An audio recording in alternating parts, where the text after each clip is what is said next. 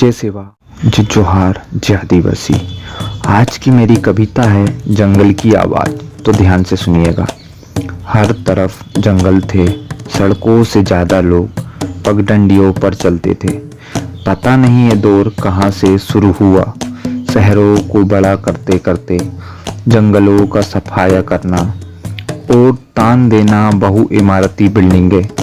धीरे धीरे कारबा बढ़ता गया और पता नहीं है कब धीरे धीरे उन वीरान जंगलों में रहने वाले आदिवासियों के मकानों तक विस्थापन के रूप में पहुंच गया।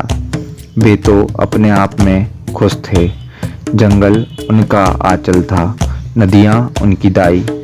लेकिन शायद कह सकता हूँ, उनका अपने आप में खुश रहना खला नहीं होगा। तुमको देखा था तुम खूब विकास विकास की बातें करते थे।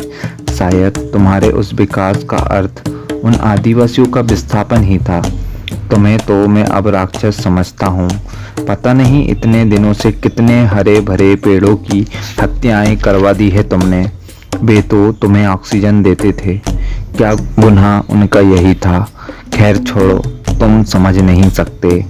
तुम तो उन आदिवासियों के भी विरोधी निकले जिन्होंने तुम्हें इस ओहदे तक पहुंचाया है।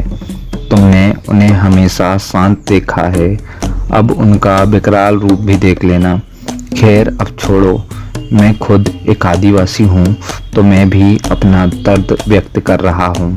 विस्थापन विस्थापन विस्थापन। खैर अब इसको तो विराम दो। धन्यवाद।